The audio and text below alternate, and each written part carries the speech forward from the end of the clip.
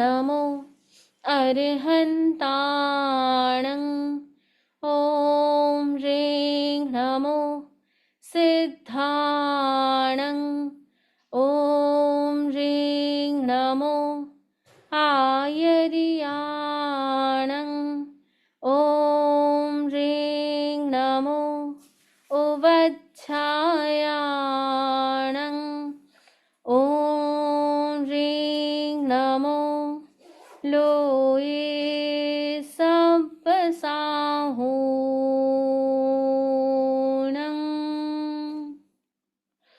ॐ ह्रीं नमो अरिहन्ताणं ॐ ह्रीं नमो सिद्धाणं ॐ ह्रीं नमो आयर्याणं ॐ ह्रीं नमो उवच्छायाणं ॐ ह्रीं नमो लोये सप्पसाहूणं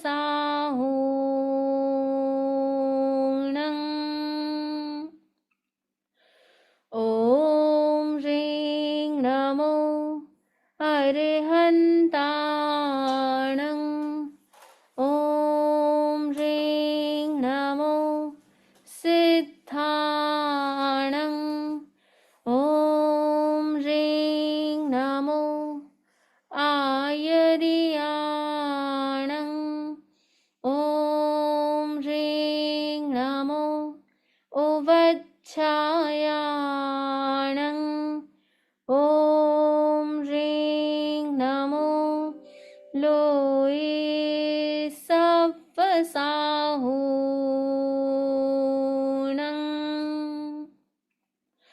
एषो पञ्चणमुक्कारो सप्पपावपणासनो मङ्गलाणं च सब्बीसिं पढमं हवै मङ्गलं पढमं हवै मङ्गलम्। आराध्य देव के श्री चरणों में सभक्ति वंदना। परम पूज्य गुरुदेव आचार्य श्री महाश्रमण जी के श्री चरणों में सभक्ति वंदना। वंदनीय समणी जी, उपस्थित धर्म परिवार। तो आज हम प्रेक्षा ध्यान के बारे में जानेंगे।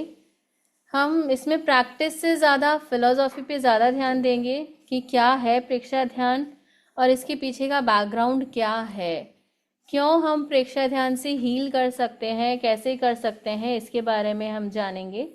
तो सबसे पहले प्रेक्षा से पहले हम कंसंट्रेट करते हैं ध्यान। ध्यान क्यों? Why meditate? क्यों ध्यान करना चाहिए? आप बताइए,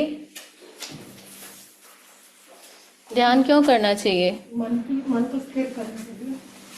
मन को स्थिर करने के लिए और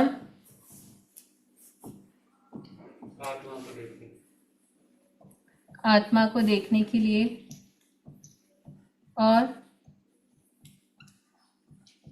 बस दो ही रीजन। शांति प्राप्त करने के लिए, खुद से कनेक्ट करने के लिए। शांति, कनेक्शन विद द सेल्फ और सब कुछ स्टॉप करने के लिए। आपको स्टॉप क्यों करना है? मतलब थॉट्स रुक जाते हैं, बॉडी रुक जाती है। सबको रोकना है? पता नहीं, पर ऐसा होता है। और स्ट्रेस फ्री होने के लिए। ऑनलाइन से क्या बोल रहे हैं? स्ट्रेस फ्री होने के लिए। Breath free? Stress free. और ईश्वर से कनेक्ट करने के लिए। सुपर पावर्स के लिए नहीं करना, वही ईश्वर से कनेक्ट करने के लिए। ईश्वर से? अच्छा, अभी आत्मा की विशुद्धि के लिए जवाब दे रहे हैं क्या? टू सी अवर सेल्फ, में खुद को जानने के लिए। खुद को जानने के लिए कितना ध्यान करते हैं? खुद को जानने के लिए बताइए। नहीं करते वंदना, इसलिए आज इधर आए हैं। वंदना भी आत्मा की विशुद्धि के लिए। आत्मा हमारी विशुद्धि है, आत्मा को विशुद्ध करने की जरूरत नहीं है। तो मेडिटेशन हम क्यों करते हैं? ताकि हम अपने गुणों को बाहर ला सकें। हमारे अंदर बहुत सारी क्वालिटीज हैं जो एक्चुअली हमें नहीं पता है। उन क्वालिटीज को हम कैसे बाहर ला सकते हैं? और ऑफ कोर्स शांति, शुद्धि, कनेक्शन, खुद को जानने के लिए, खुद को पाने के लिए, अपने कॉन्शियसनेस को हायर बनाने के लिए हम ध्यान का प्रयोग करते हैं। अब बात है कि ये ध्यान का प्रयोग करने से होता कैसे, ये सारी चीजें कैसे हो जाती हैं? तो उससे पहले हम ये जानते हैं कि हमारी लाइफ जो है वो क्या चीज से बनी हुई है। हमारी लाइफ क्या है? आप लाइफ किसे कहते हैं?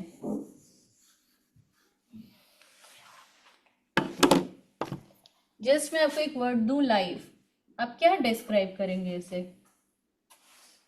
जीव जब से उत्पन्न होकर जब तक मृत्यु को प्राप्त नहीं करता उसके बीच की प्रक्रिया।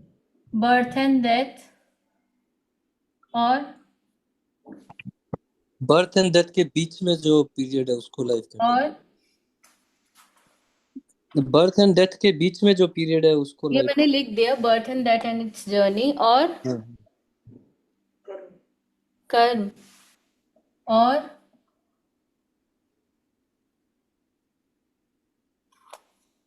जो हम शरीर की चेतना के द्वारा जो आनंद लेते हैं दुनिया का और जो कंट्रीब्यूट करते हैं वो सब लाइफ के अंदर ही आता है।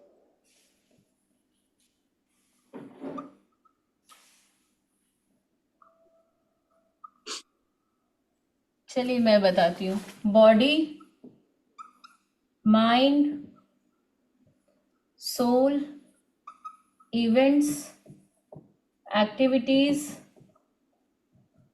नेम, फेम, और आपके कुछ दिमाग में आ रहा है? खाना, पीना, सोना, बोलना, देखना, सोचना, और क्या है? फ्रेंड्स, फैमिलीज, और एक्टिविटीज, एक्टिविटीज, और भी बहुत कुछ है। धर्म ध्यान, धर्म ध्यान, अरे बाप रे, और ऑफिस, मनी, सबसे important, money is life. Money. Study, school, office. जब आप ह्यूमन नहीं हो तो फिर बनेंगे। अभी हम ह्यूमन लाइफ की बात करते हैं।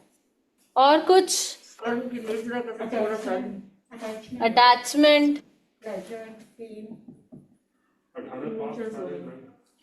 प्लेजर। आप चिंता मत करिए, मैं बोर्ड को रब कर दूंगी, आप बोलते रहिए। लड़ाई झगड़ा, लड़ाई झगड़ा, कौन है ये? कौन बोल रहा है? कौन है? नवीन। और रिस्पॉन्सिबिलिटीज, और निवृत्ति, एजुकेशन, राइट, एजुकेशन बहुत इम्पोर्टेंट, पढ़ाई, रिटायरमेंट भी तो Reti- ओल्ड एज चिकित्सा। चलिए इतना बहुत है हमारी लाइफ को जानने के लिए। तो हमारी लाइफ में ये बहुत सारी चीजें हैं। कितने काउंट करें?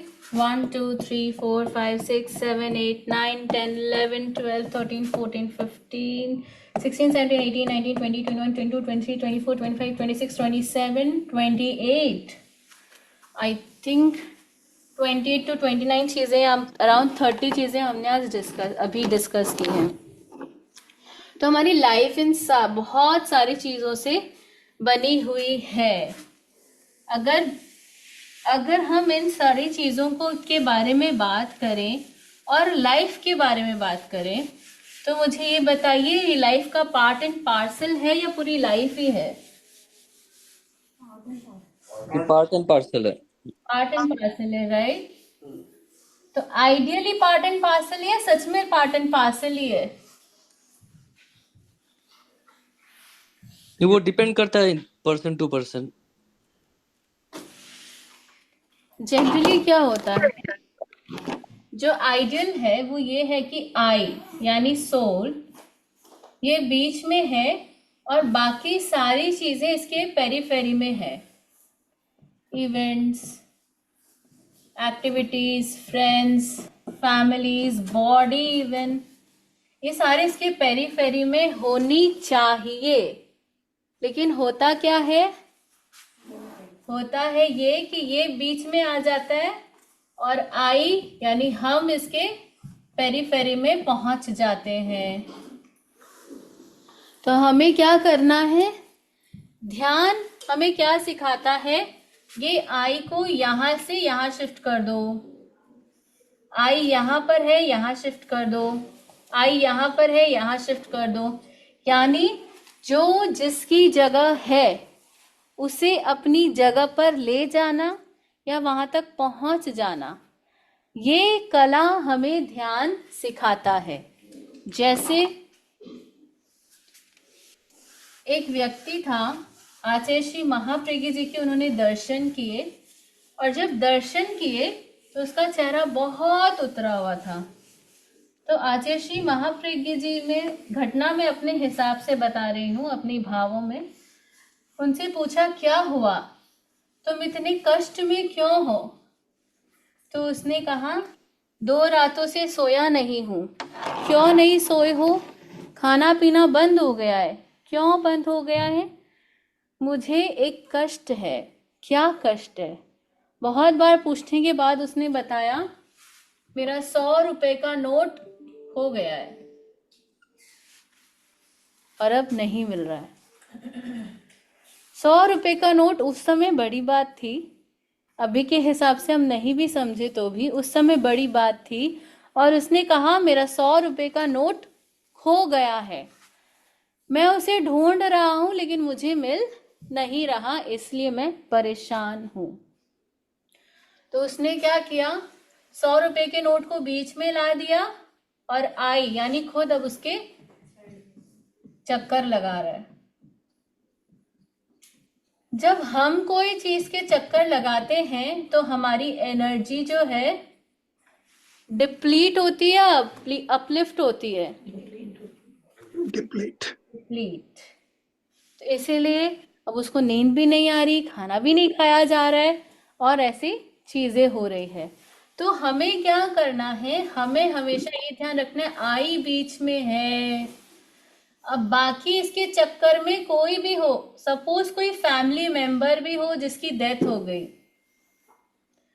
वो सिर्फ और सिर्फ पेरीफेरी में ही है, बीच में नहीं है। ये विश्वास हमारा ध्यान जमाता है, इसीलिए हमें ध्यान करना है ताकि हम स्वयं को बीच में रख सकें।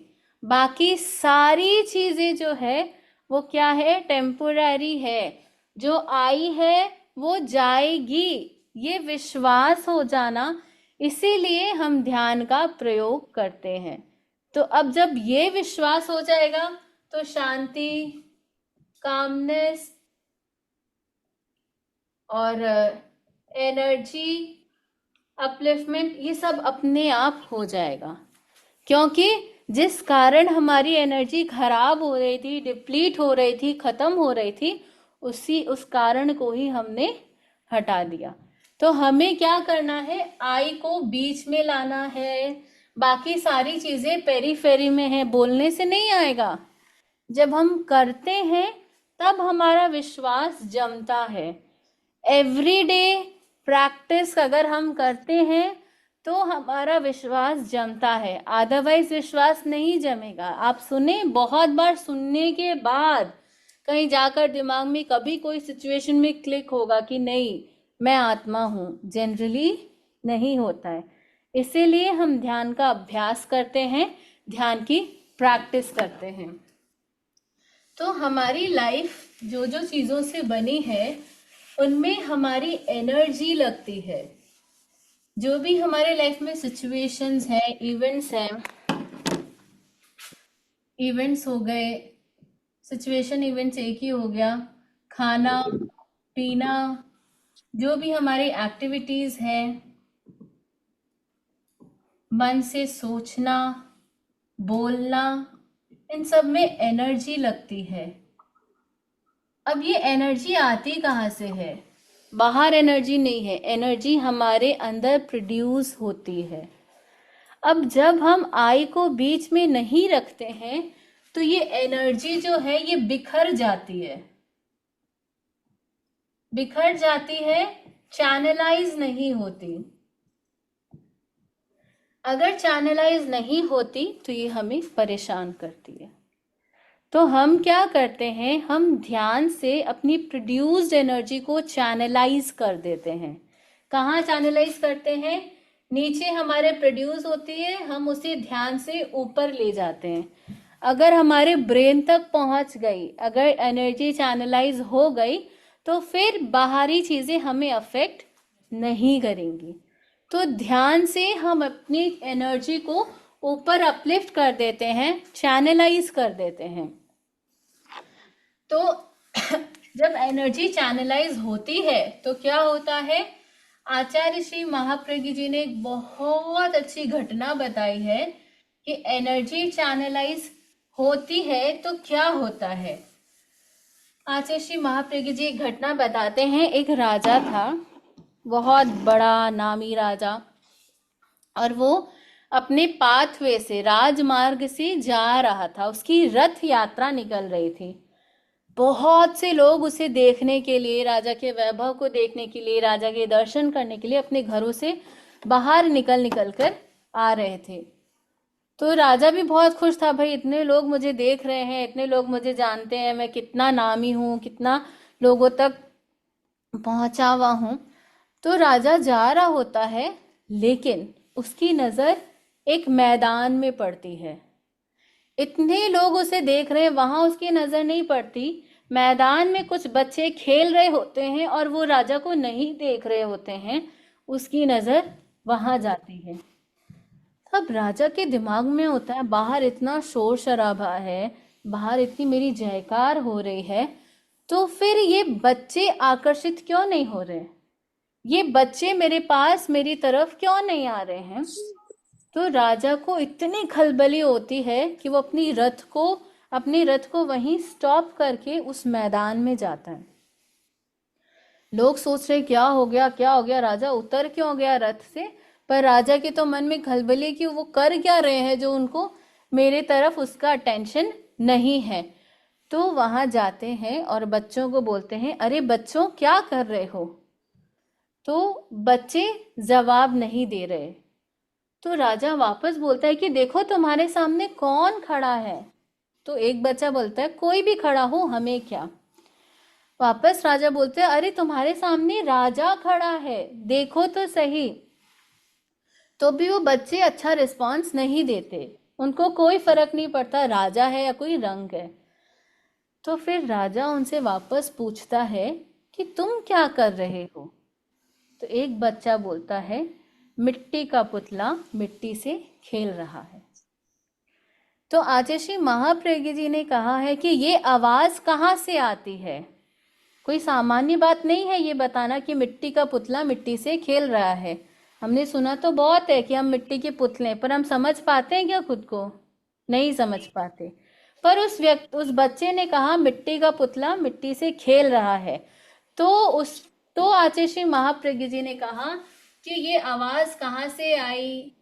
ये इंद्रियातीत चेतना की आवाज थी। इंद्रियातीत चेतना यानी अतीन्द्रिय। अतीन्द्रिय का क्या मतलब हुआ? जो सेंस ऑर्गन से परे है, वहां से आवाज आई है। जनरली हमारी जो भी एनर्जी है वो सेंस ऑर्गन्स में घूमती रहती है, लेकिन ये जो आवाज थी ये सेंस ऑर्गन्स के परे कहीं से आवाज आई थी। तो हम जब ध्यान करते हैं तो हमारा लक्ष्य ये है कि हम इंद्रिय से इंद्रियातीत चेतना में पहुंच जाएं। यानी अगर हम अपने इंद्रिय चेतना में रहेंगे तो हम बार बार राग द्वेष में, प्रिय अप्रिय, अच्छा बुरा, इन सब में बार बार उलझते रहेंगे। जब हम इनसे अतीत हो जाते हैं, इनसे परे चले जाते हैं, इनसे बियॉन्ड चले जाते हैं, तब हमारी अतीन्द्रिय चेतना जागृत हो जाती है। तो ध्यान क्या है? ध्यान ये कला है कि हमें वो इंद्रिय चेतना से अतीन्द्रिय चेतना तक ले जाए। इसका मतलब क्या है? सपोज यहाँ पर बहुत सारे लाइंस हैं, ठीक है। अब इन लाइंस का अभी कोई मतलब नहीं है, पर अगर मैं इन लाइंस को सेट कर दूं, अगर मैं इनको प्रॉपर सेट कर दूं, तो ये कोई ना कोई आकार बन जाएगा, एक मीनिंग बन जाएगा, ये लोक बन गया। लाइंस ऐसी ही है, पर इनको मैंने सेट कर दिया। तो वैसे ही जब हम इंद्रिय चेतना में रहते हैं तो हमारी एनर्जी बिखरी हुई रहती है। जब हम ध्यान करते हैं तो हम उन एनर्जी को चैनलाइज करके सेट कर देते हैं। तो इससे होता क्या है? जब इंद्रिय चेतना रहती है तो प्रिय अप्रिय रहता है, अच्छा बुरा, राग द्वेष, ये यहाँ रहता है, यानी मोह का प्रभाव, मोहनी कर्म का प्रभाव रहता है। जब हम यहाँ से यहाँ शिफ्ट हो जाते हैं तो हम समता की साधना करने लग जाते हैं। अब हमारे लाइफ में कोई भी चीज ऐसी नहीं बचती कि ये बहुत अच्छा है, मुझे अच्छा लग रहा है, मुझे और उसको पाना है, और ये बिल्कुल अच्छा नहीं लग रहा, मुझे इससे दूर होना है।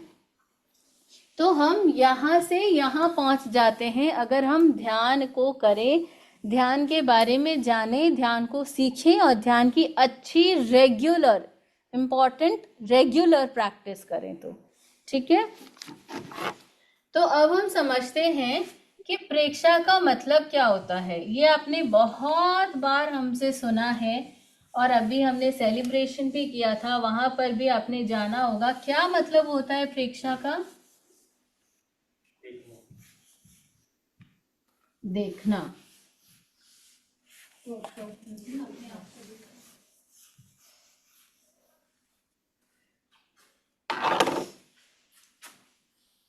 प्रेक्षा, प्रेक्षा जो है ईक्ष धातु से बना है, यानी ये रूट वर्ड ईक्ष है और प्र इसमें जोड़ा गया है। ईक्ष का मतलब होता है देखना, प्र का मतलब है गहराई से देखना।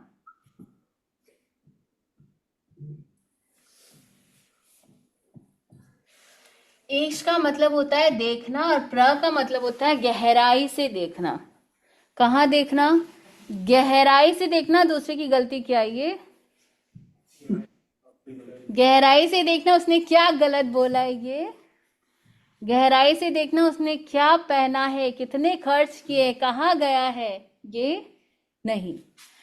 प्रेक्षा का मतलब यहाँ पर हम एक शब्द और जोड़ दें, संप्रेक्षा, यानी खुद को देखना।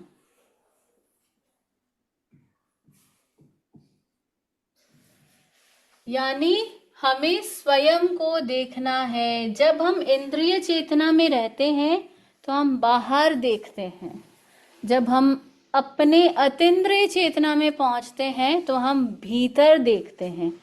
हमें क्या करना है? स्वयं के द्वारा स्वयं को देखना है, अपने आप को देखना है, खुद की कमियों को देखना है, खुद के क्वालिटीज को जानना है। तो देखने से क्या होता है? देखने से जो नेगेटिविटी है वो रिलीज हो जाती है और जो पॉजिटिविटी है वो और अपलिफ्ट हो जाती है। जैसे एक एग्जाम्पल मैं आपको देती हूँ, आपके अंडर में कोई काम करता है, वो कुछ गलतियां कर रहा है। अब आपको बार बार उसकी फाइल देकर पता चल रहा है वो गलत कर रहा है, लेकिन वो मान नहीं रहा। आपने एक दो बार बता भी दिया पर मान नहीं रहा। अब आप क्या करेंगे? आप उसे बोलेंगे, डांटेंगे और उसे धमकी देंगे मे बी। लेकिन अगर उसकी जगह हम सिर्फ प्रेक्षा का प्रयोग करें, कैसे? जब वो काम कर रहा है बस वहां जाकर खड़े हो जाइए। अब वो क्या होगा? अवेयर हो जाएगा। आपको कुछ बोलने की जरूरत नहीं है, आप बस खड़े हो जाइए, बिल्कुल अवेयर हो जाएगा।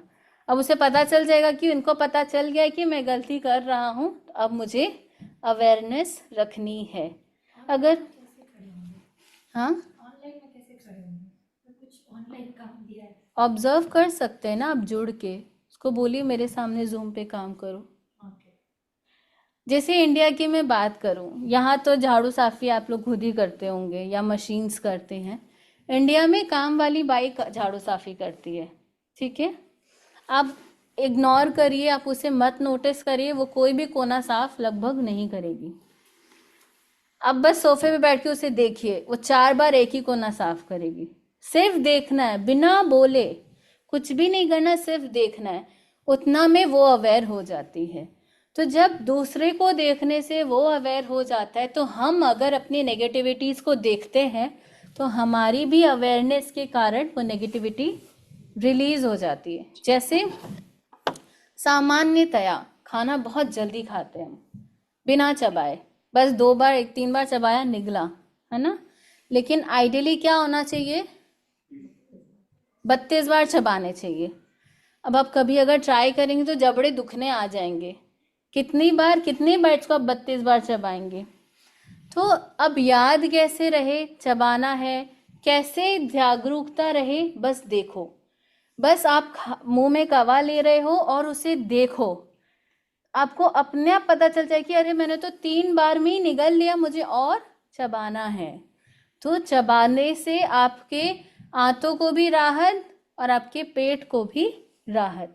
तो दांतों का काम आंतों को नहीं करना पड़ेगा, दांत अपना काम करेंगे, आंतें अपना काम करेंगी। अब बहुत थकान हो रही है, इतने थक गए कि नींद नहीं आ रही है, क्या करें? अपने श्वास को देखो, अपने आप आपकी थकान रिलीज होने लग जाएगी। कभी ऐसी सिचुएशन होती है कि बहुत लो फील हो रहा है, एकदम अजीब सा लग रहा है कि एनर्जी एकदम डाउन हो गई, क्या करें? सिर्फ अपने आप को देखो, अपने श्वास को देखो। क्योंकि देखने से क्या होता है, जहां हमारा देखना होता है वहां चित्त जाता है, जहां चित्त जाता है वहां प्राण जाते हैं, जहां प्राण जाता है वहां जो भी डिफेक्ट हुआ है वो ठीक हो जाता है। जहां पर भी प्राण चले गए, एनर्जी चली गई, तो जहां पर जो चीज खराब थी वो ठीक हो जाती है। तो इसीलिए देखो, गहराई से देखो, भगवान ने कहा है। जब भी हम भगवान के मुद्राओं की बात करते हैं, आपने देखा होगा भगवान महावीर की मुद्रा होती थी, आंखों की मुद्रा आधी खुली आधी बंद। इसका मतलब क्या है, वो संप्रेक्षा कर रहे हैं अपने प्राण केंद्र पर।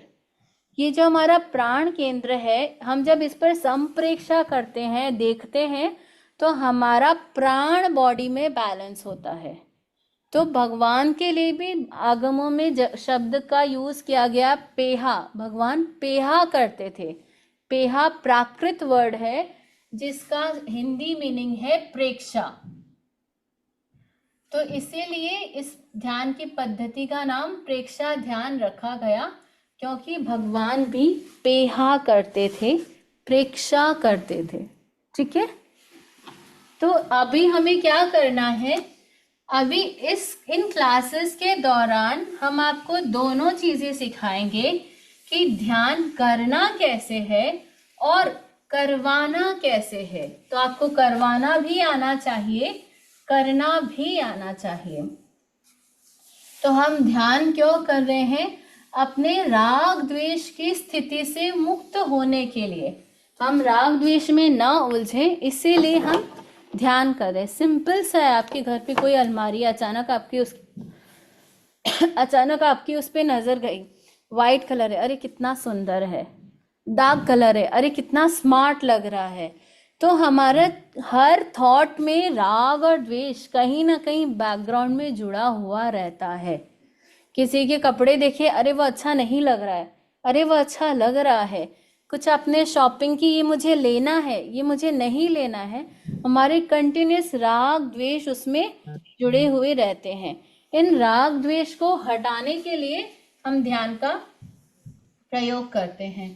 तो ध्यान का प्रयोग शुरू करने के लिए हमें कुछ चीजों का ध्यान रखना होता है। ध्यान की कुछ सपोर्टिंग फैक्टर्स होते हैं। तो सबसे पहले कि ध्यान में हम मुद्रा क्या चूज करते हैं। तो ध्यान 3 तरीके से हो सकता है। सिटिंग पोस्चर, स्टैंडिंग पोस्चर और लाइंग पोस्चर। सबसे ज्यादा मजा इसमें आता है, ध्यान करना नहीं पड़ता, नींद आ जाती है, रिलैक्स हो जाते हैं, है ना। पर यहाँ अवेयरनेस चली जाती है। तो इसीलिए सबसे बेस्ट है standing posture. This is the best one. जब हम खड़े होके करते हैं तो हमारी अवेयरनेस बहुत ज़्यादा होती है, लेकिन स्टार्टिंग में अवेयरनेस इम्पॉर्टेंट है, पर लड़खड़ा जाए, गिर जाए, इसीलिए प्रैक्टिस के लिए हम सिटिंग पोस्चर सबसे पहले प्रेफर करते हैं। तो सिटिंग पोस्चर जब हम चूज करते हैं तो हमें किन किन चीज़ों का ध्यान रखना है सिटिंग पोस्चर के लिए। सबसे पहले इरेक्टनेस, हमारा स्पाइन और हमारा नेक ये इरेक्ट रहे। जैसे ही ढीला पड़ेगा आपको बैठे ही नींद आ जाएगी। ढीला नहीं छोड़ना है, इरेक्टनेस रहे। इरेक्टनेस से फ्लो ऑफ एनर्जी अच्छी होती है, इसलिए हमें इसको सीधा रखना है। अब बैठने के कौन कौन से पोस्चर्स हैं। डायमंड पोस्चर, डायमंड पोस्चर यानी वज्रासन। वज्रासन मतलब अपने एंकल पे बैठना, यानी आपका फुट बिल्कुल नीचे रहेगा और उसके ऊपर आपके हिप्स रहेंगे, उसे हम वज्रासन कहते हैं। तो जब हम वज्रासन का प्रयोग करते हैं तो हमारा स्पाइन बिल्कुल इरेक्टेड रहता है, ठीक है। पद्मासन, लोटस पोस्चर। पद्मासन क्या होता है, आपका जो एंकल है वो आपके हिप के एंड पर, दोनों एंड्स पर टच रहते हैं, इसे हम पद्मासन कहते हैं। ये ध्यान के लिए सबसे बेस्ट मुद्रा होती है पद्मासन। लेकिन कभी कभी पूरा पद्मासन नहीं लगता या लंबे समय तक नहीं लगता, तो इसीलिए हम अर्ध पद्मासन का भी प्रयोग करते हैं, यानी हाफ लोटस पोस्चर।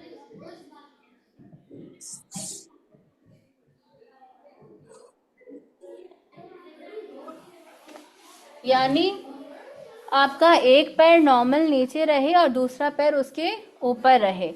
अगर वो भी सेट ना हो तो सुखासन, यानी नॉर्मल जो आलती पालती मारकर बैठते हैं। ये 4 ध्यान के लिए सिटिंग पोस्चर है। सबसे पहले पद्मासन, अर्ध पद्मासन, वज्रासन या फिर सुखासन।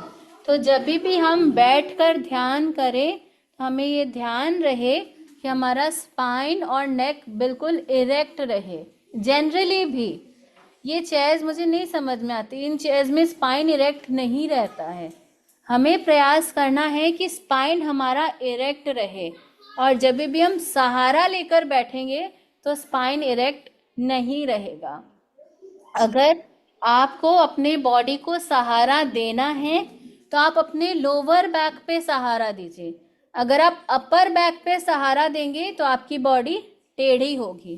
तो अगर आपको सहारा देना है तो आप अपने लोअर बैक को सहारा दीजिए।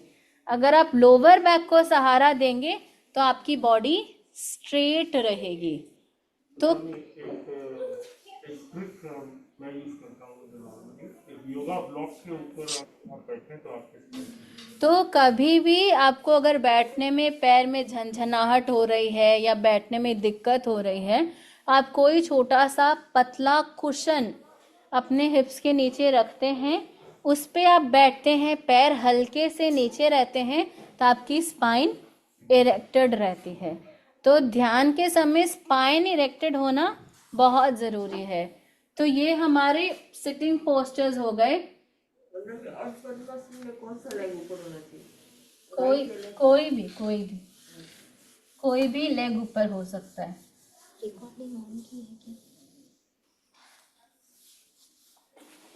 ठीक है, अब हम आते हैं, आंखें कैसी रहेंगी? आंखें बंद, आईज सॉफ्टली क्लोज। बहुत प्रेशर नहीं देना है आपको, एकदम आराम से हम ध्यान करें ताकि तनाव न रहे, इसलिए तनाव नहीं देना है, आराम से आंखें बंद करनी है। अगर किसी को आंखें बंद करने से डर लगता हो, किसी का कंसंट्रेशन नहीं बैठता हो, तो फिर क्या करना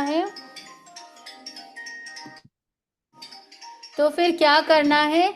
आप एक ही जगह पर कंसंट्रेट कर सकते हैं। यानी अगर आपको आंख बंद करके ध्यान करने में दिक्कत लगती हो तो कोई भी एक पॉइंट ले लें और सिर्फ वहीं कंसंट्रेट करें, आगे पीछे कहीं और कंसंट्रेट नहीं करना है। और सबसे बेस्ट है आंखें बंद रहे, क्योंकि हमें अपने सेंसेस को क्लोज करना है। उसे ओपन रखने में वापस थॉट्स आएंगे, वापस परेशानी होगी। सेंसेस को क्लोज करना है, तो हमारा ये प्रयास रहे कि हम आंखें बंद रहें। ऐसा सुना है मैंने कि जब हम आंखें खोल के रखते हैं तो लैक्स ऑफ इंफॉर्मेशन हम एक बार में ग्रैब कर लेते हैं। किसका क्या कलर है, कौन सा कलर है, मिक्सचर क्या है, कैसा शेप है, ऐसे करके लैक्स ऑफ इंफॉर्मेशन हमारी आंखें कंटिन्यूस ग्रैब करती रहती है। अगर हमारी आंखें वो सब ग्रैब कर रही है तो हमारी एनर्जी, ब्रेन की एनर्जी कहाँ जाएगी उनको प्रोसेस करने में। तो इसीलिए ध्यान के समय स्पेशली हमें आंखें बंद करनी है। ठीक है वंदामी, हाँ, आपने बोला कि भगवान महावीर हाफ आई क्लोज करके ध्यान करते थे, तो वो करना चाहिए कि मतलब आंखें बंद ही करनी चाहिए? देखिए सबसे अच्छा अभी तो ये है कि हम आंखें बंद करके ही करें। धीरे धीरे जब हमारा अभ्यास बढ़ता है और बाहर से हम अट्रैक्ट नहीं होते तो आप अर्ध खुली भी कर सकते हैं। अब हाथों की मुद्रा क्या होती है? जब भी हम ध्यान करते हैं तो हाथों की मुद्रा इधर वीतराग मुद्रा और ज्ञान मुद्रा। हमें एक चीज ध्यान रखनी है, आचार्य श्री महाप्रज्ञ जी बहुत स्पेसिफिकली फरमाते थे, जहां तक मुझे ध्यान में है। जनरली आप जब ध्यान के पोस्चर्स देखते हैं, हैंड पोस्चर्स, तो ज्ञान मुद्रा रहती है ऐसे। हमें ये ध्यान रखना है कि ये जो अंगुलियां हैं ये नीचे की तरफ फेस ना करे। अंगुलियां या तो हमारी तरफ फेस करनी चाहिए या फिर अपवर्ड फेसिंग होनी चाहिए। नीचे फेस करने से हमारी एनर्जी नीचे ड्रेन होती है, ग्रेविटेशनल फोर्स के कारण हमारी एनर्जी खींची जाती है। इसलिए ध्यान करते हैं तो हम नीचे कुछ बिछाते हैं ताकि हमारी एनर्जी अर्थ के द्वारा बहुत ज़्यादा ग्रैब नहीं हो जाए। अभी हम एनर्जी अपलिफ्ट करने का काम कर रहे हैं। इसीलिए अगर आपने देखा होगा साधु साध्वी वो ऐसे ही नीचे नहीं बैठते हैं, कुछ ना कुछ नीचे लगाया हुआ रहता है ताकि उनकी एनर्जी पूरी ज़्यादा नीचे के द्वारा अब्जॉर्व ना हो। और भी रीजंस हो सकते हैं। तो ध्यान जब भी करें तो नीचे या आपके पैरों पे, अगर आप चेयर पे बैठे तो पैरों पे भी कुछ होना चाहिए ताकि आपकी एनर्जी वेस्ट ना हो। और हाथों की मुद्रा, ज्ञान मुद्रा के लिए आपको क्या करना है, इंडेक्स फिंगर और थंब के बीच में थोड़ा सा प्रेशर क्रिएट करना है, एकदम हल्का सा लेकिन प्रेशर क्रिएट करना है। तो अगर आप नोटिस करेंगे तो ये ऐसे नहीं है, ये अंदर सर्कल बनता है। It should become a circle inside. This means you are creating a pressure between the tip of your thumb and your index finger. So this should be your ज्ञान posture. आपकी जो बाकी फिंगर्स है या तो upward facing होनी चाहिए या खुद की तरफ फेसिंग होनी चाहिए। अब हमारे हैंड्स रहे कहाँ पर? अगर आप ज्ञान मुद्रा कर रहे हैं तो आपकी नीज के ऊपर रहे, नीज से बाहर भी नहीं और बहुत ज़्यादा अंदर भी नहीं। अगर बहुत ज़्यादा अंदर है तो हाथ हमारा लूज हो जाएगा, बहुत ज़्यादा बाहर है तो हाथ स्ट्रेन होगा। तो ना हमें ज़्यादा स्ट्रेन करना है ना ज़्यादा लूज करना है, इसलिए परफेक्टली नी के ऊपर हमारा हाथ रहे। और एक मुद्रा है वीतराग मुद्रा। वीतराग मुद्रा का मतलब है अपने लेफ्ट पाम पे राइट पाम रखना और दोनों अंगूठे के टिप्स को टच करते हुए नेवल के नीचे उसे प्लेस करना। ये हमारा वीतराग मुद्रा होता है। जनरली आपने तीर्थंकर भगवान की यही मुद्रा देखी है, वीतराग मुद्रा। तो इसमें हमारा जो टिप ऑफ थंब जो दोनों अटैच्ड रहता है, तो कहते हैं ये हमारी ब्रेन को कंसंट्रेट करता है। और इसी प्रकार ज्ञान मुद्रा जनरली बच्चों को भी करानी चाहिए, ये हमारे ब्रेन को बहुत ज़्यादा एक्टिवेट करता है ज्ञान मुद्रा, तो बच्चों को भी ये प्रयोग कराना चाहिए ज्ञान मुद्रा। वीतराग मुद्रा स्पेशली ध्यान के लिए होता है। ज्ञान मुद्रा ऐसे भी आप बैठे हैं तो ज्ञान मुद्रा का प्रयोग करना चाहिए, हमारा ब्रेन एक्टिवेटेड रहता है। ठीक है, जब हम खड़े हैं तो जब हम खड़े होकर ध्यान कर रहे हैं तो खड़े होकर हमारे हाथ जो है हमारे बॉडी के टच होना चाहिए। खड़े होते समय आपको ये प्रयोग करने की ज़रूरत नहीं है, खड़े होते समय आपको वीतराग मुद्रा की भी ज़रूरत नहीं है, आप अपने बस बॉडी से अपने हाथ को टच करके रखें। ठीक है, अब हम आते हैं ध्वनि पे। कौन सी ध्वनि करते हैं हम प्रेक्षा ध्यान में? ओम। तो आप जब भी किसी को ध्यान करवाएं, क्योंकि अभी हम नहीं रहेंगे तो आप लोग को आगे काम तो करना ही है, सेंटर में एक्टिविटीज तो होंगी ही, तो कोई भी ध्यान कराए तो ध्यान रखें कि आप जिसको भी आप कराएं उसका ध्यान रखिए उसकी बॉडी इरेक्टेड रहे, पोस्चर सिलेक्टेड रहे, या खड़े होकर या लेट कर, और अगर बैठ कर करना हो तो lotus posture, half lotus posture, diamond posture और सिंपल क्रॉस लेग पोस्चर, ये पोस्चर रहे। और जब आंखें बंद करे तो सॉफ्टली बंद करे, बहुत ज़्यादा प्रेशर स्ट्रेस क्रिएट ना हो, और हाथों की मुद्रा ज्ञान मुद्रा या वीतराग मुद्रा रहे। ठीक है, अब हम साउंड पे आते हैं।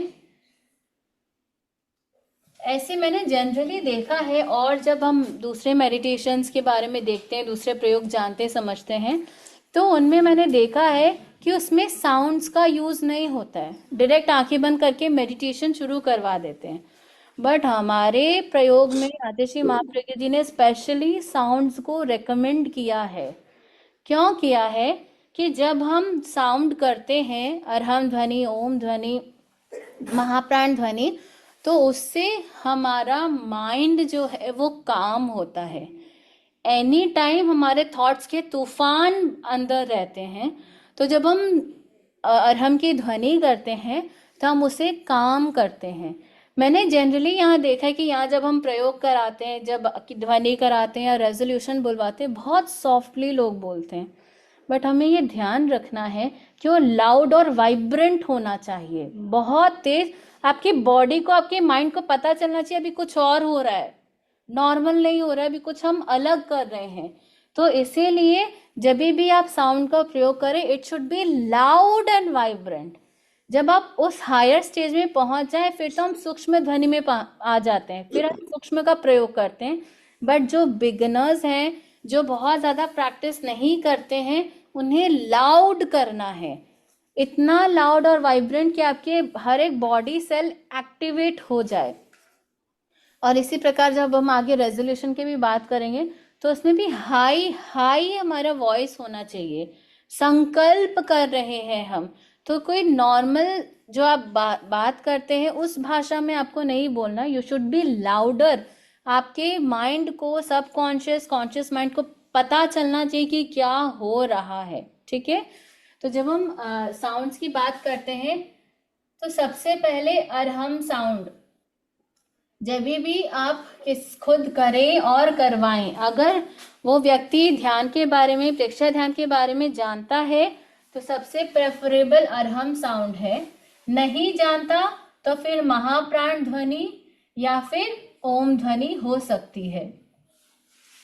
अरहम का मतलब क्या होता है?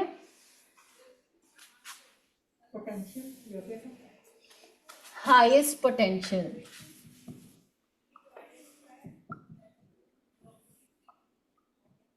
तो अरहम शब्द का अर्थ है राग द्वेष मुक्त चेतना।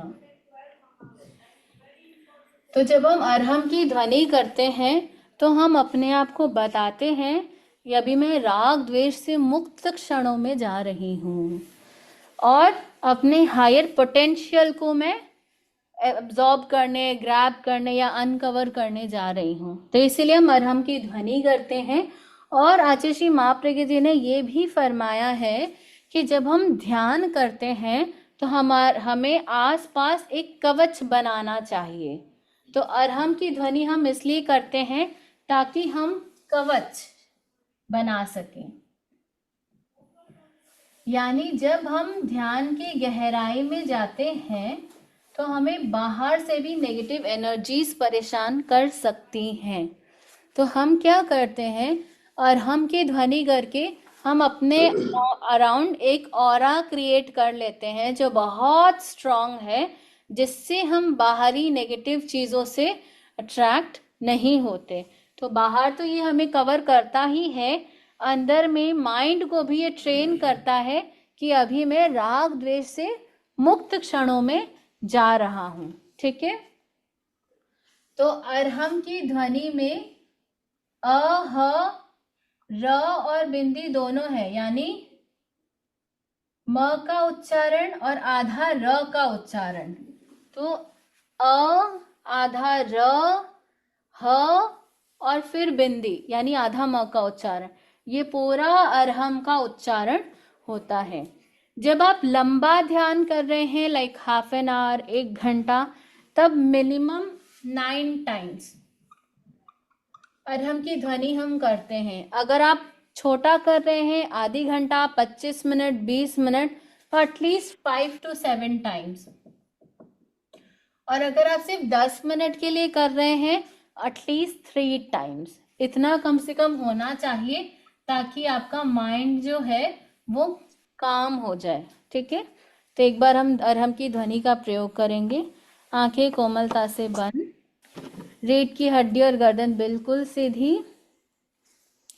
हाथों की मुद्रा ज्ञान मुद्रा या वीतराग मुद्रा। आपके पास जो भी कॉपी जो भी आपके हाथ में है वो सब हटा दीजिए, से एक तरफ कर दीजिए।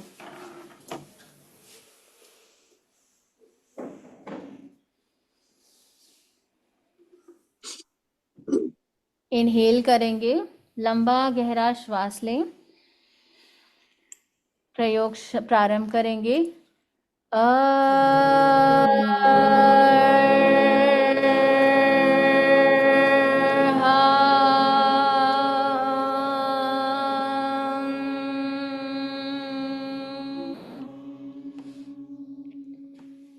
Inhale.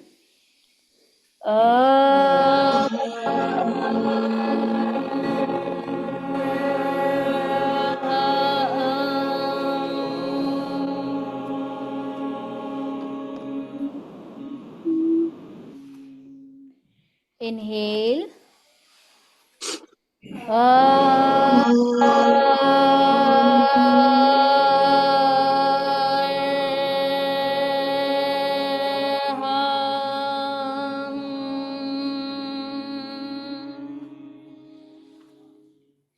Inhale.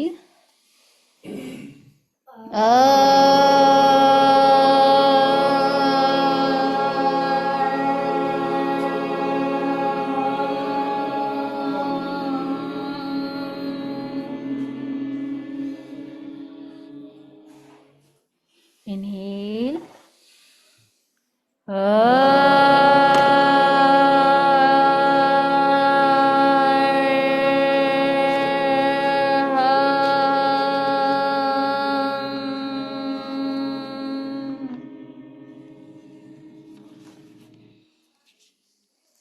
Inhale.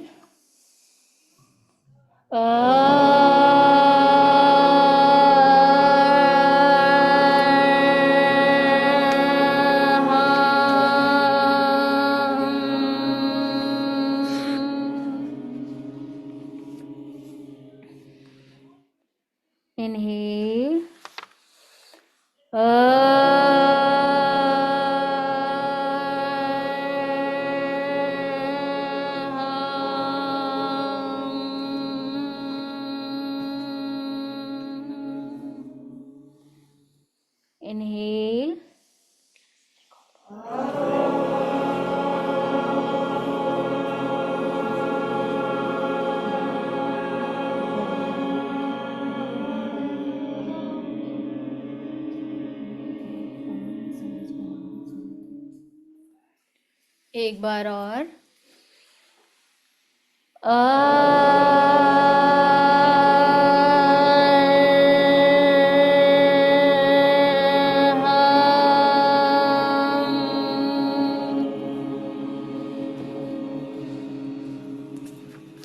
एक बार और लाउड एंड वाइब्रेंट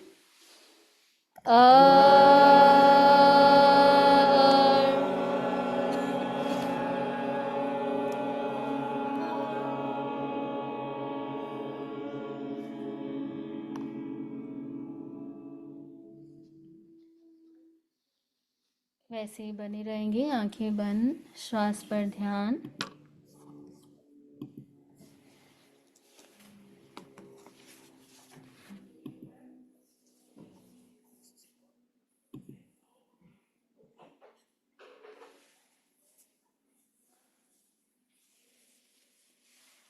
तीन चार लंबे गहरे श्वास के साथ ध्यान का प्रयोग संपन्न करेंगे। आंखें डायरेक्ट नहीं खोलेंगे, दोनों हथेलियों को आंखों पर रखेंगे।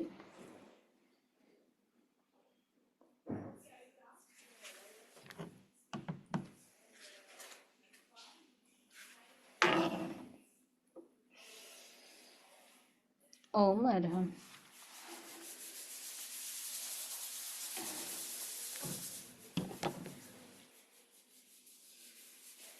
ध्यान करते समय बीच में आंखें नहीं खोलनी चाहिए, और जब आप ध्यान कंप्लीट भी कर दें तुरंत आंखें नहीं खोलनी चाहिए। आपने बहुत सारी एनर्जी सेव की हुई होती है, तुरंत आंखें खोल देते हैं, एनर्जी सब वेस्ट हो जाती है। तो क्या करना है, कुछ सेकंड्स को अपने पाम्स को आंखों पर रखें, आंखों को कुछ देर टिमटिमाएं ताकि वह एनर्जी आपके पाम से टकराकर वापस अंदर चली जाए। इसीलिए डायरेक्ट आंखें नहीं खोलनी, और लंबे ध्यान के बाद तो बिल्कुल भी नहीं, क्योंकि आंखें इतनी देर बंद रहती है, अचानक लाइट में आती है तो आंखों पर इफ़ेक्ट भी आ सकता है।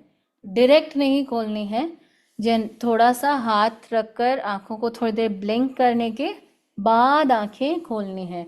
कितनी देर रखना, कम से कम 5 से 10 सेकंड हथेलियों को रखें। जब आप रात को सोते हैं उस समय भी बहुत एनर्जी सेव होती है, तो जब आप उठते हैं तो भी तुरंत आंखें नहीं खोलनी चाहिए। अपनी हथेलियों को आंखों पर थोड़ी देर रखिए, तुरंत आंखें खोलने से बहुत सी एनर्जी वेस्ट हो जाती है।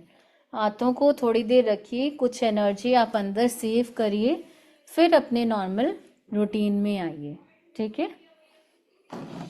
तो इसी प्रकार महाप्राण ध्वनि भी होता है।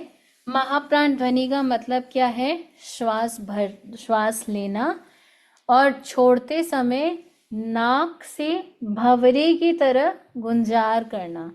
जैसे बी जो है उसकी आवाज आती है ना, वैसे नाक से भंवरे की तरह गुंजार करना। और ओम आपको पता ही है ओम की ध्वनि कैसे करते हैं, तो एक बार इसका भी हम प्रयोग करेंगे वापस, आंखें बंद।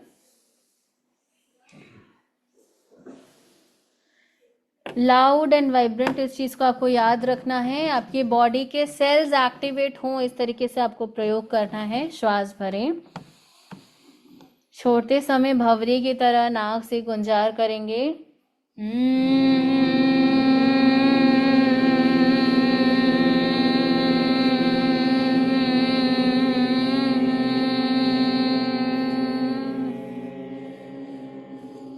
श्वास भरें,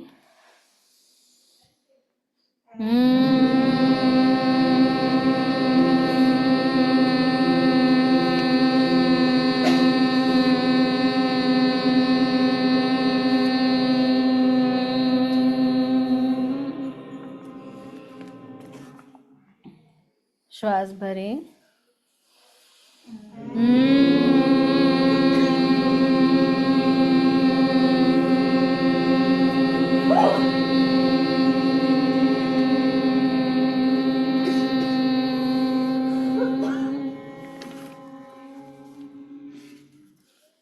लाउड एंड वाइब्रेंट श्वास भरे, ओम का उच्चारण करेंगे। ओ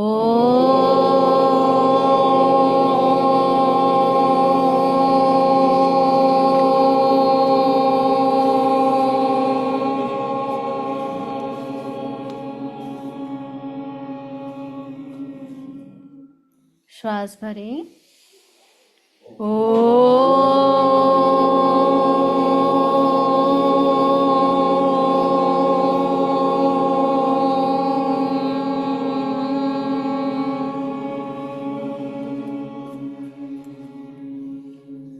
रीढ़ की हड्डी गर्दन सीधी रहे, नींद में न जाएं। श्वास भरें।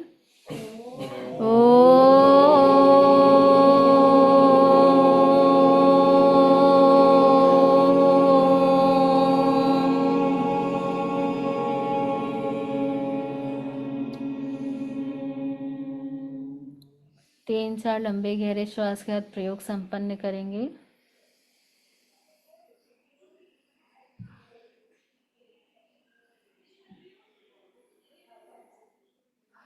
दोनों हथेलियों को आंखों पर रखें।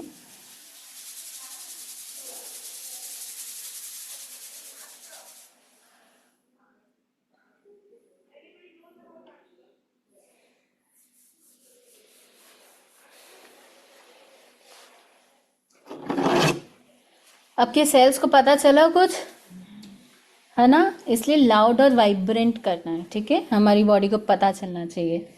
और जब हम महाप्राण ध्वनि करते हैं तो हमारे ब्रेन के जो न्यूरॉन्स है ना, उनमें झंझनाहट होती है, एक्टिवेट होते हैं वो। तो ध्यान के लिए ज्ञान बहुत ज़रूरी है। अगर ज्ञान नहीं होगा तो आप ध्यान से जल्दी भटक जाएंगे, ऊब जाएंगे, परेशान हो जाएंगे और छोड़ देंगे। कहीं कहीं डर भी लग सकता है। इसीलिए हमारा ज्ञान होना बहुत ज़रूरी है। तो ज्ञान के लिए ऑफ कोर्स स्वाध्याय तो करना ही है। ये प्रयोग भी स्पेशल अच्छा प्रयोग है अपनी ज्ञान चेतना को विकसित करने के लिए, क्योंकि ध्यान की गहराई में हमें जाना है, हमें अपने कचरों को निकालना है। अनंत राग द्वेष के कचरे हैं। कभी कोई आकृति, कभी कोई भाव, कभी कोई थॉट आएगा, डर सकते हैं। तो डरना नहीं है, जाओ अंदर, जाओ अंदर, जाते जाओ अंदर जाओ। जितना अंदर जाएंगे उतना कचरा साफ होगा। अगर ऊपर ऊपर रहेंगे तो कभी कचरा साफ नहीं होगा और हमेशा यही बात रहेगी कि कभी ध्यान में मन नहीं लगता है। तो ध्यान अगर अच्छा लगाना है तो ज्ञान करना बहुत ज़रूरी है। तो ध्यान के साथ ज्ञान पैरेलल होना चाहिए। हमारे जो चौथे आचार्य थे, आचार्य श्री जीतमल जी, वो ऐसा फरमाते थे कि हमें आज नया मोती मिला है, यानी आगम में नई बात मिली है। तो आचार्य श्री महाप्रज्ञ जी ऐसा फरमाते हैं कि जो आपने पढ़ा है उसे ध्यान में ढूंढो, और जो ध्यान में खोजा है उसे आगम में वापस खोजो कि कहाँ ये बात आगम में आई है। तो ध्यान और ज्ञान दोनों पैरेलली चलते हैं। बस ऐसा समझना चाहिए कि ज्ञान जो है वो पानी है और ध्यान जो है वो बर्फ है, इतना ही डिफरेंस है। इसीलिए दोनों को एक दूसरे का आधार देना जरूरी है, ठीक है? अब हम आगे बढ़ते हैं। तो हमने ध्वनि समझ ली। अब हम ध्यान का लक्ष्य निर्धारण करते हैं कि हम ध्यान क्यों कर रहे हैं, ध्यान क्यों कर रहे हैं और कैसे कर रहे हैं। तो जब हम कैसे कर रहे हैं की बात करते हैं,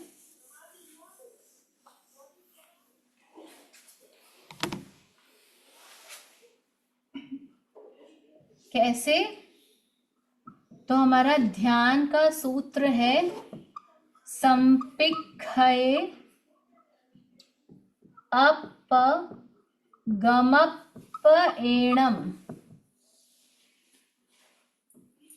आत्मा के द्वारा, इसको पहले मैं इंग्लिश में,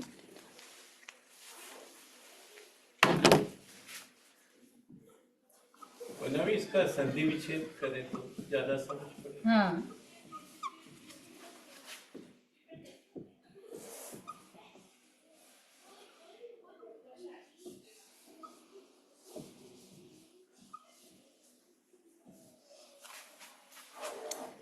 संपिक्खय का मतलब होता है संप्रेक्षा।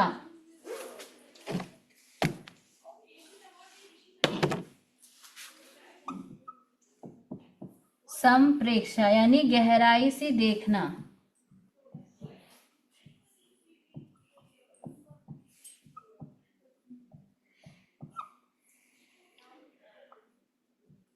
अपगमप्पयेणम।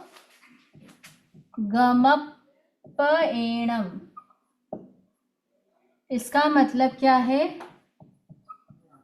अप आत्मा के द्वारा आत्मा को देखो।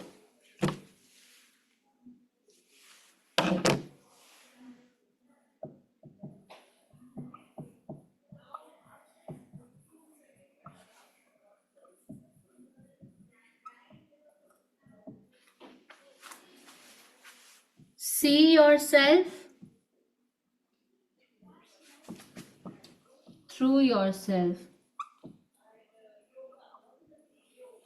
और see your soul through your soul। अब क्वेश्चन है, आत्मा के द्वारा आत्मा को कैसे देखना, इसकी प्रक्रिया क्या है? तो आचार्य श्री महाप्रज्ञ जी ने बताया है कि हमारे आत्मा के जो 8 प्रकार हैं, 8 प्रकार की आत्मा के नाम बता सकते हैं कोई? द्रव्य आत्मा, बोलिए, बोलते रहिए। द्रव्य, कषाय, उपयोग, ज्ञान, दर्शन, चारित्र, वीर्य। द्रव्य, कषाय, योग, उपयोग, ज्ञान, दर्शन, चारित्र और वीर्य। तो जब हम सी योरसेल्फ थ्रू योरसेल्फ की बात करते हैं तो हमें अपने ज्ञान आत्मा से अपने कषाय आत्मा को देखना है। यानी जो सेल्फ एनालिसिस की हम बात करते हैं कि हम अपने कषायों को देखें। हमारा मूल लक्ष्य यही है कि मेरे चित्त की शुद्धि हो। चित्त अशुद्ध किससे बना हुआ है? हमारे कषायों से। तो कषाय क्या क्या है? क्रोध, मान, माया, लोभ, एंगर, ईगो, डिसीट और ग्रीड। ये मूल 4 हमारे शत्रु हैं। बाहर शत्रु नहीं है, भीतर ही है। अब आप बोलेंगे शत्रु तो बाहर है, सिचुएशन आती है तो हम गुस्सा करते हैं। ऐसे कौन गुस्सा करेगा? माया क्यों करते? सिचुएशन आती है तो, जरूरत होती है तो करते हैं, ऐसे थोड़ी ना करते हैं। तो हमें ये समझना है कि ये अंदर है, इसलिए सिचुएशन आने पर ये बाहर आते हैं। अगर ये अंदर ही ना हो तो सिचुएशन कैसी भी हो, कितनी भी हो, बाहर नहीं आएंगे। इसीलिए हमें ये नहीं सोचना है कि परिस्थिति है और इसलिए मैं गुस्सा करता हूँ। तो हमें क्या समझना है? आचार्य श्री महाप्रज्ञ जी ने बहुत सुंदर गीत में लिखा है, पहले मैं भूल नहीं करता, यह तर्क भूल का पालक है। पहले मैं सोचता हूँ, मैं पहले भूल नहीं करता, सिचुएशन आती तो होता है। तो ये तर्क जो है ये भूल है हमारी।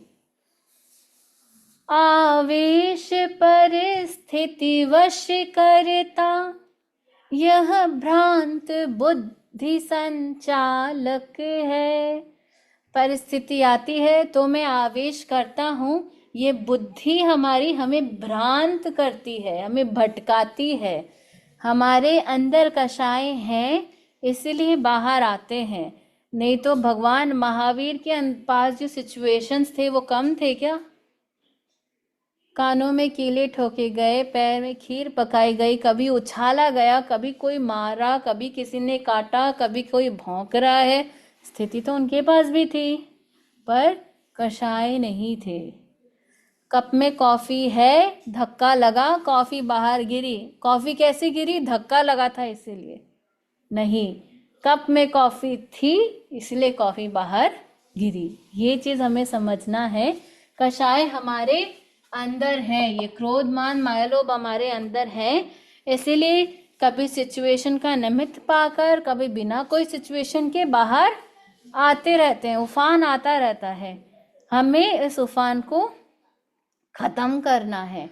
खत्म कैसे होगा? संप्रेक्षा, देखने से अवेयरनेस बढ़ेगी, अवेयरनेस से हम उसे खत्म कर देंगे। ठीक है, तो आत्मा के द्वारा आत्मा को देखो, यानी अपने ज्ञान आत्मा के द्वारा कषाय आत्मा को देखो, जिसको आप जनरली सेल्फ एनालिसिस बोलते हैं, जो जनरली आप रात में करते होंगे या नहीं करते तो करना चाहिए। ठीक है, तो ये हमारी प्रक्रिया है, ये ध्यान की प्रक्रिया है कि हम ध्यान कैसे करते हैं।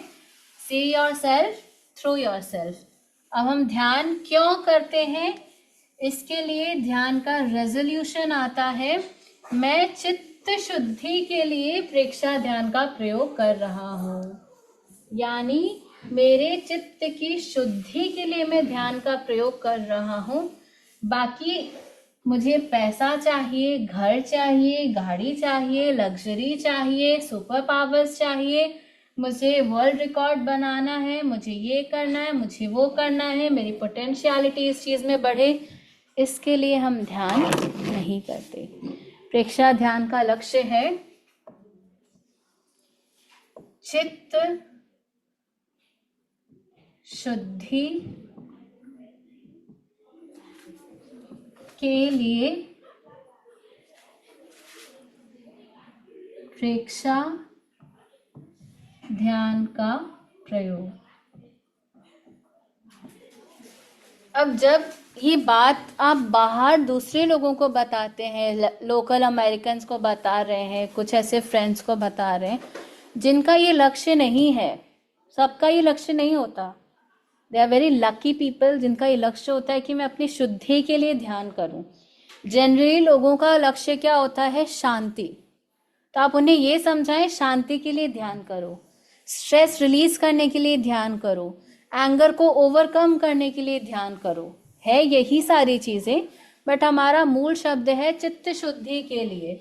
अब वहां नहीं समझ में आ रहा हो, आप शांति बताइए, आप कामनेस बताइए, थॉट्स को रिलीज करने के लिए बताइए, ऐसे आपको बताना है। ठीक है, तो चित्त क्या है हमारा? चित्त किसे कहते हैं हम?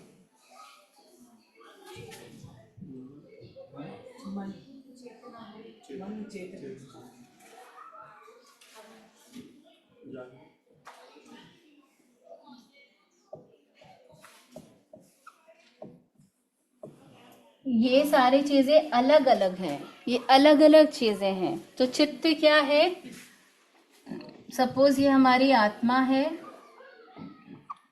आत्मा के ऊपर कार्मिक लेयर है,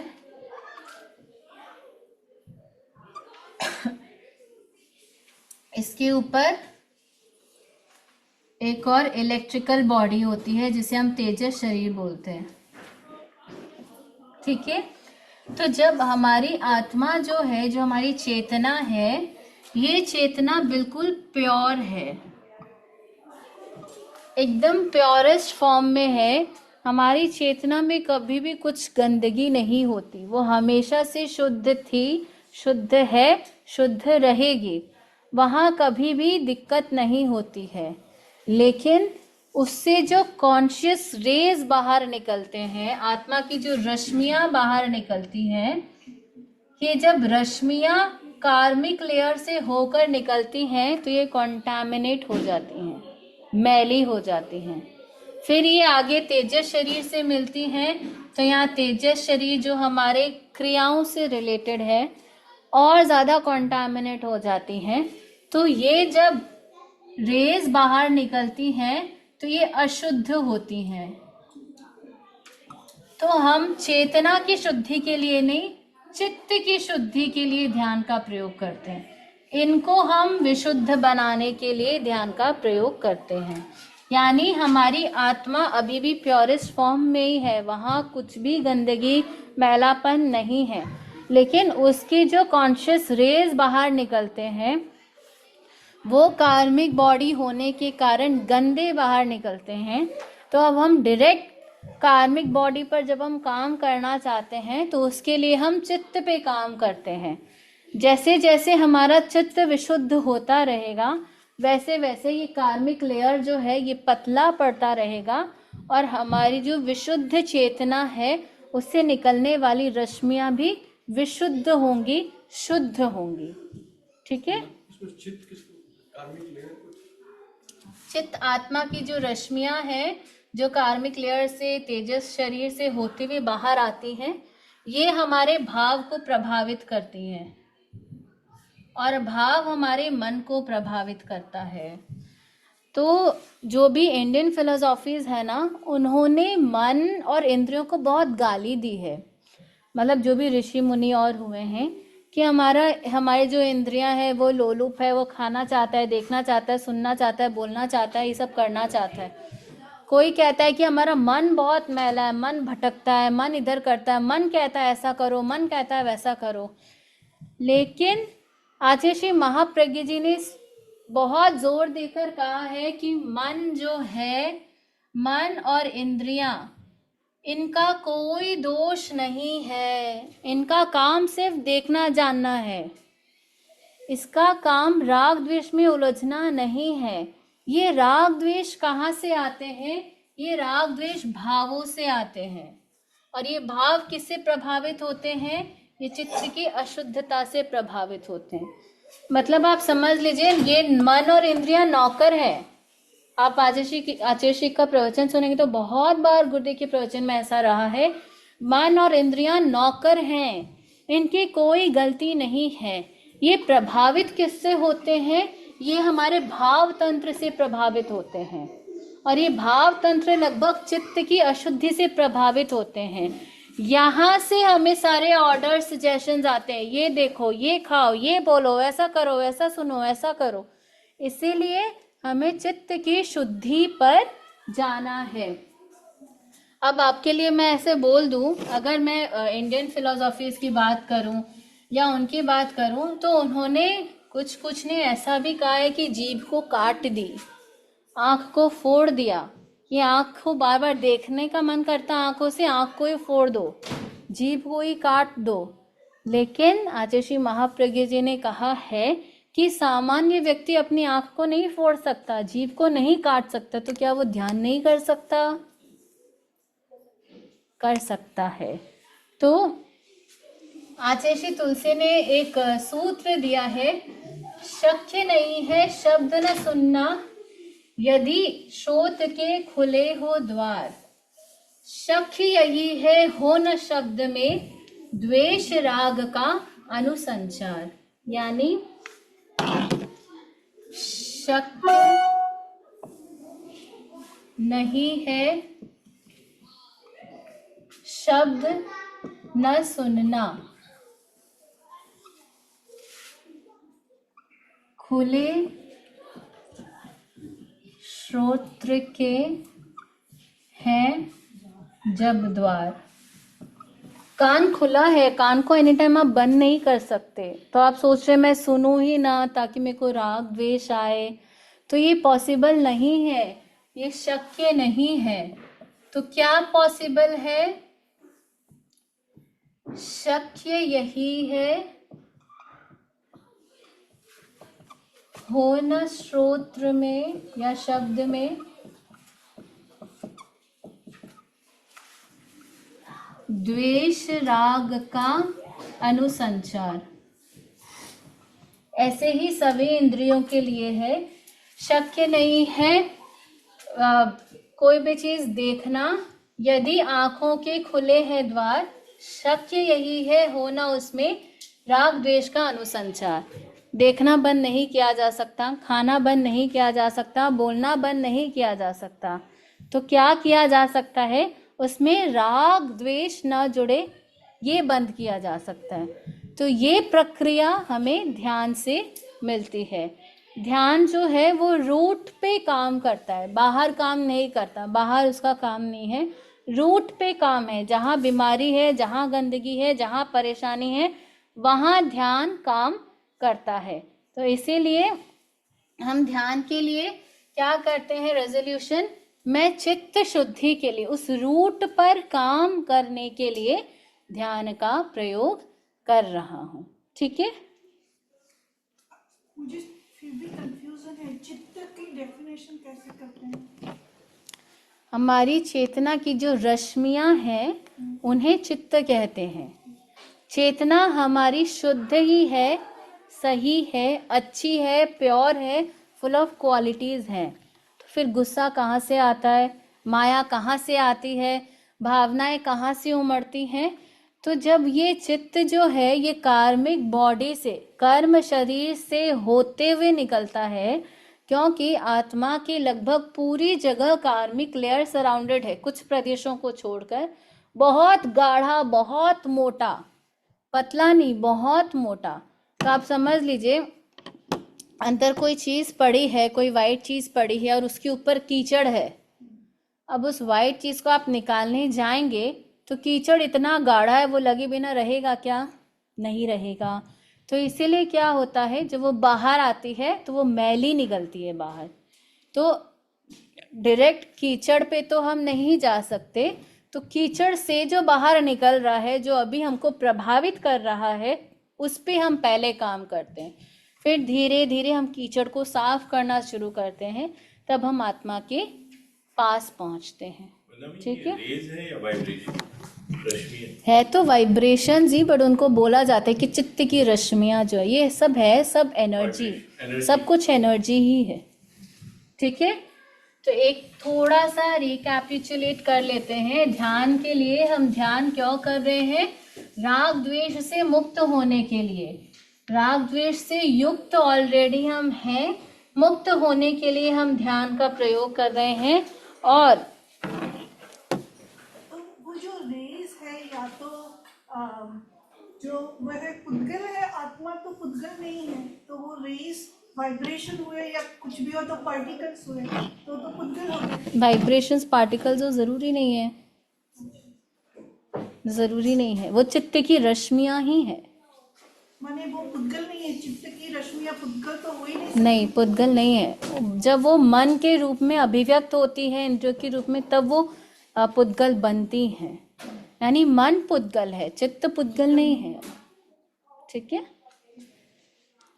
तो जब हम ध्यान का प्रयोग करते हैं तो हमारा सिटिंग पोस्चर बिल्कुल स्ट्रेट रहना चाहिए। बस बोलते ही सब स्ट्रेट हो जाते हैं, जब नहीं बोलते तो ढीले पड़ जाते हैं। आचार्य श्री महाप्रभु जी का आपने कभी भी पोस्चर देखा हो? हमेशा स्ट्रेट रहते हैं। अभी भी गुरुदेव हमेशा स्ट्रेट रहते हैं। तो एक बच्चे ने उनसे पूछा गुरुदेव से, आप हमेशा स्ट्रेट क्यों रहते हैं? तो गुरुदेव ने फरमाया, ये साधक की पहचान है, इसलिए मैं स्ट्रेट बैठता हूँ। तो अगर हम सबको साधक बनना है, स्ट्रेट बैठना है। ये छोटी छोटी चीज़ें आपको ध्यान करने में बहुत हेल्प करेंगी। सीधा बैठिए ताकि आपकी एनर्जी हमेशा ऊपर चैनलाइज्ड रहे। ठीक है,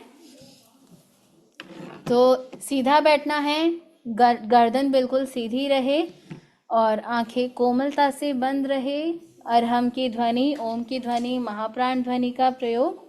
और उसके बाद हम ध्यान का संकल्प लेते हैं। उससे पहले हम समझते हैं, अपने आप को रिवायर करते हैं कि मैं क्या कर रहा हूँ। मैं स्वयं के द्वारा स्वयं को देख रहा हूँ और मैं चित्त शुद्धि के लिए ध्यान कर रहा हूँ। मुझे और कुछ नहीं चाहिए, मैं अपनी शुद्धि के लिए ध्यान का प्रयोग कर रहा हूँ। फिर आगे हम नेक्स्ट क्लास में भी उपसंपदा और चैतन्य केंद्र के बारे में जानेंगे। अभी थोड़ा सा ध्यान का प्रयोग करेंगे। आंखें कोमलता से बंद, हाथों की मुद्रा ज्ञान मुद्रा या वीतराग मुद्रा। रीढ़ की हड्डी, गर्दन बिल्कुल सीधी रहे। जब भी आप किसी को ध्यान के बारे में ट्रेनिंग दें, सिटिंग पोस्चर के बारे में, तो आप ये ज़रूर बोलें, जिस आसन पर आप लंबे समय तक सुविधापूर्वक बैठ सकते हैं उस आसन का चुनाव करें। ठीक है, जो भी आसन में आप सुविधापूर्वक बैठ सकते हो उस आसन का चुनाव होना चाहिए।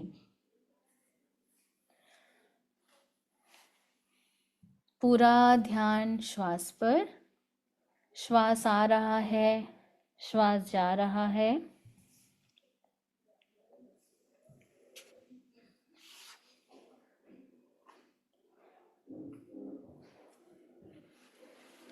अरहम की ध्वनि के साथ प्रयोग प्रारंभ करेंगे। श्वास भरें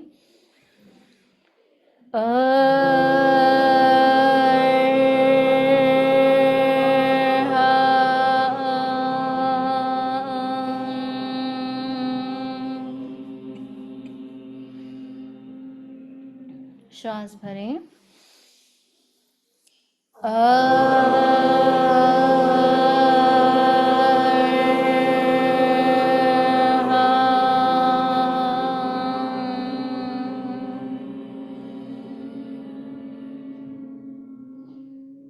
श्वास भरें।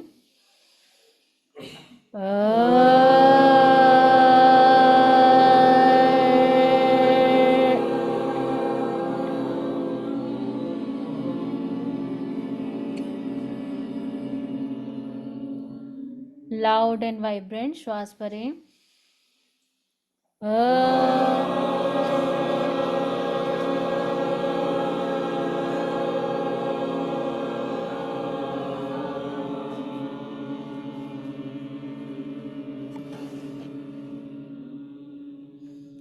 एक बार और श्वास भरें।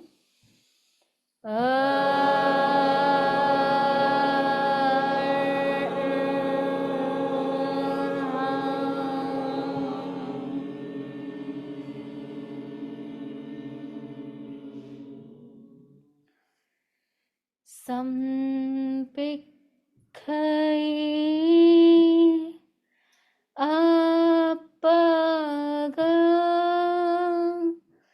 mapainam।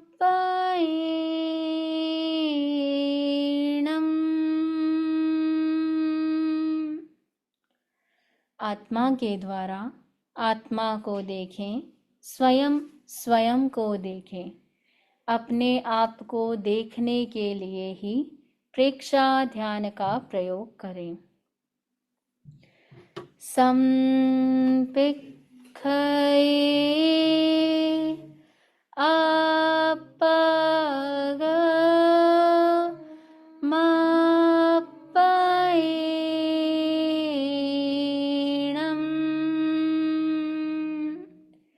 आत्मा के द्वारा आत्मा को देखें, स्वयं स्वयं को देखें।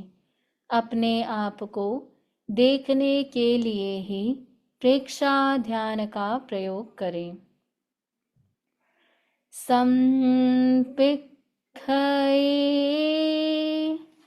अपगमपायेणम्।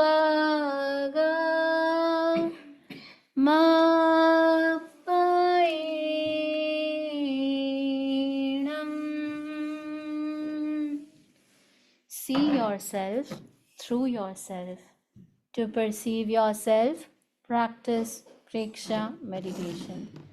गर्दन बिल्कुल सीधी रहे, रीढ़ की हड्डी सीधी रहे। ध्यान के लिए संकल्प करेंगे, मेरे साथ दोहराएं। मैं चित्त शुद्धि के लिए प्रेक्षा ध्यान का प्रयोग कर रहा हूँ। मैं चित्त शुद्धि के लिए प्रेक्षा ध्यान का प्रयोग कर रही हूँ। मैं चित्त शुद्धि के लिए प्रेक्षा ध्यान का प्रयोग कर रही हूँ।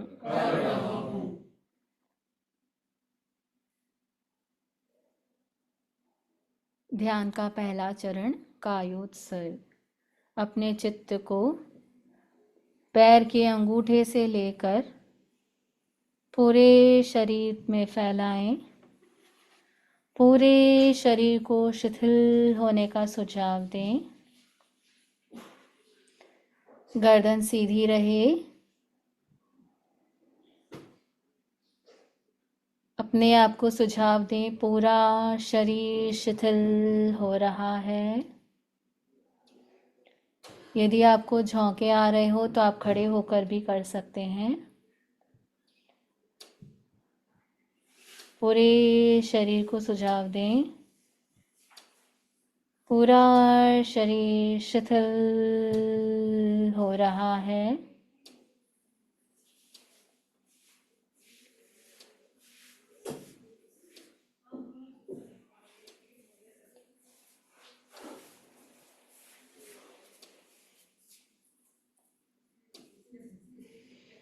अनुभव करें पूरा शरीर शिथिल हो रहा है। Relax your body.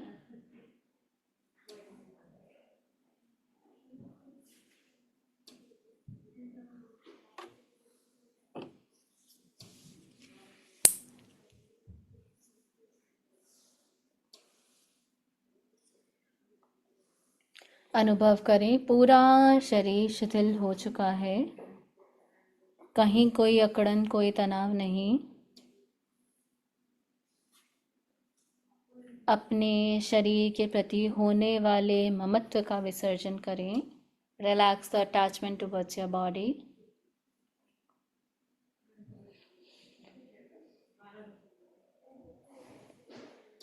श्वास प्रेक्षा का प्रयोग। अपने चित्त को श्वास पर जोड़ दें। लंबा गहरा श्वास लें। लंबा गहरा श्वास छोड़ें।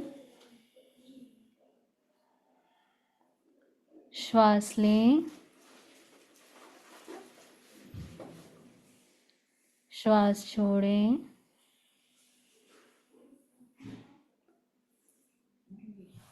चित्त को केवल स्वयं पर लगाएं। कोई आवाज से डिस्ट्रैक्शन ना हो। श्वास लें। छोड़ें। लें। छोड़ें। लें। छोड़ें। श्वास लें। छोड़ें। अब अपने चित्त को नाभि पर ले जाएं। श्वास लेते समय पेट की मांसपेशियां फैलती हैं। श्वास छोड़ते समय पेट की मांसपेशियां सिकुड़ती हैं। चेक करें आप सही श्वास ले रहे हैं क्या। लेते समय पेट बाहर आना चाहिए। छोड़ते समय भीतर जाना चाहिए। अपने एक हाथ को पेट पर रखें। देखें सही तरीके से श्वास आ रहा है क्या। श्वास लें। छोड़ें। लें। छोड़ें। श्वास लें। छोड़ें। लें। छोड़ें। गर्दन बिल्कुल सीधी रहे। नींद में ना जाएं।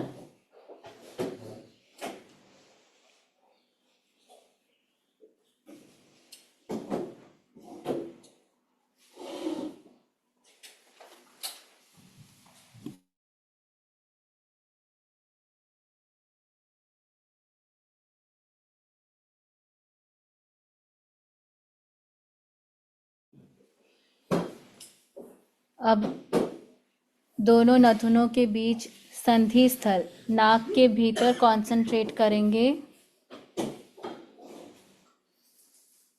नाक के भीतर जो संधि स्थल है, जो होल है, जहाँ से श्वास आता और जाता है, वहाँ पर कंसंट्रेट करेंगे।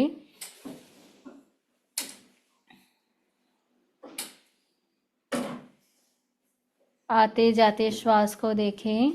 श्वास आ रहा है। श्वास जा रहा है।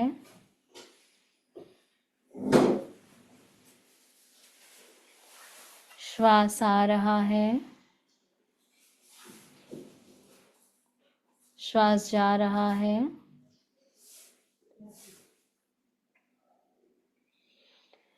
यदि आपको बहुत थॉट्स आ रहे हो तो अपने जीभ के अग्रभाग को उलटकर ऊपर तालू पर लगा दें।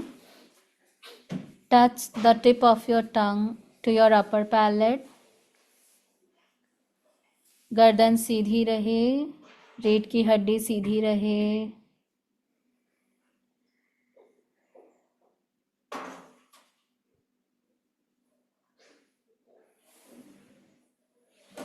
अपने श्वास को समझने का प्रयास करें। श्वास गर्म है या ठंडा है, हल्का है या भारी है।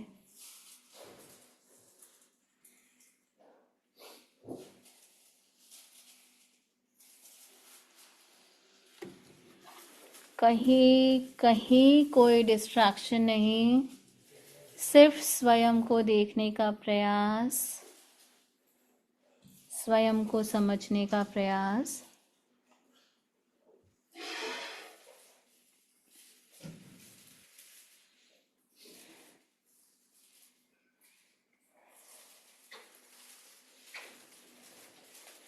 ओम की ध्वनि के साथ प्रयोग संपन्न करेंगे। श्वास भरें।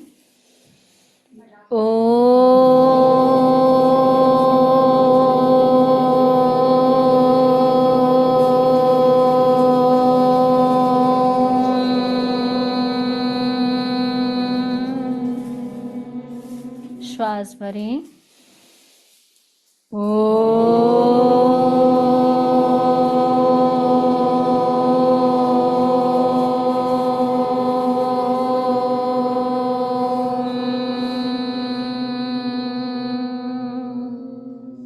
श्वास भरें।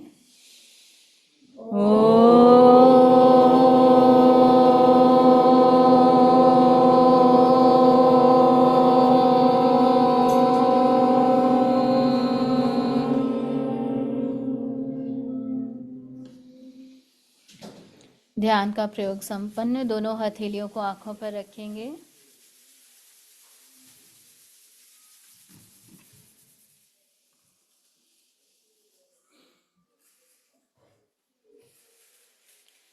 तो जब भी श्वास लेने के लिए बोला जाए, सीधा बैठने के लिए बोला जाए, तो आपको स्ट्रेस क्रिएट नहीं करना है बॉडी में।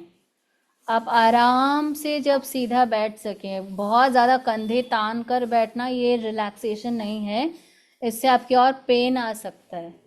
एकदम रिलैक्स होकर सीधा बैठना है। श्वास लेने के लिए बोला तो मुंह ऊपर करके ज़ोर से श्वास लेने लग गए, इसको लंबा गहरा श्वास नहीं बोलते हैं। सहज में श्वास लेते समय श्वास की आवाज़ न आए, उसको सहज में लंबा गहरा श्वास बोलते हैं। ठीक है, इसका ध्यान रखें, नहीं तो आपके स्ट्रेस क्रिएट होगा। हमें स्ट्रेस रिलीज करना है, क्रिएट नहीं करना। ओम अरहम। हाँ।